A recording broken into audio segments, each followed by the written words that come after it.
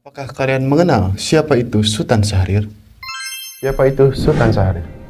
Sultan Syahrir adalah seorang intelektual, seorang perintis, seorang politikus, dan seorang revolusioner kemerdekaan Indonesia.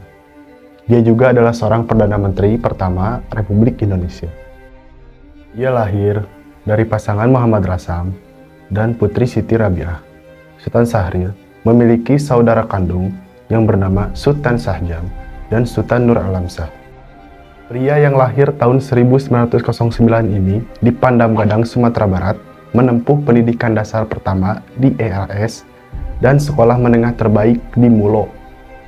Setelah lulus dari Mulo, di tahun 1926, ia melanjutkan sekolah lanjutan atas AMS di Bandung, dan dia pun bergabung pada Himpunan Teater Mahasiswa Indonesia atau Batopis. Tidak hanya berperan sebagai seorang aktor, namun dia juga berperan sebagai seorang sutradara dan penulis. Dari hasil tersebut, dipergunakannya untuk membangun sekolah yang bernama Cahaya Volksuniversiteit. Meski merupakan anak yang cerdas, Sultan Syahrir selama berduduk di bangku sekolah menengah itu ternyata bukanlah seorang kutu buku. Syahrir lebih aktif dalam kegiatan sosial, seperti klub debat di sekolah, atau aksi pendidikan melek huruf gratis bagi anak-anak yang tidak mampu. Kegiatan-kegiatan tersebut berhasil membawa Syahrir dalam kegiatan politik. Bahkan, Syahrir termasuk ke dalam 10 orang penggagas Perhimpunan Pemuda Indonesia, yaitu Young Indonesia. Perhimpunan tersebut kemudian berubah nama menjadi Perhimpunan Pemuda Indonesia, yang menjadi motor terlaksananya Kongres Pemuda Indonesia. Kongres yang sangat monumental yang mencetuskan Sumpah Pemuda 1928. Prestasi Syahrir tak berhenti hanya sampai di situ.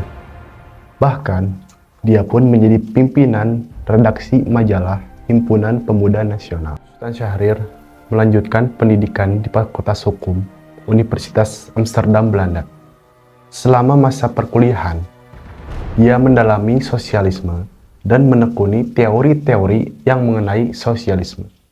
Sultan Syahrir juga bahkan dikenal sebagai sosok yang vital dalam ujung tombak perjuangan diplomasi Indonesia karena perannya yang sangat penting bagi kemerdekaan Republik Indonesia.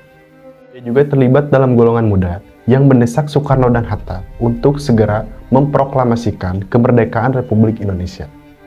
Tidak hanya itu, Sultan Syahrir juga mewakili Indonesia di PBB untuk mendesak Belanda agar mengakui kemerdekaan Indonesia. Ia berpidato mengenai kedaulatan Republik Indonesia dan perjuangan bangsa merebut kemerdekaan Indonesia.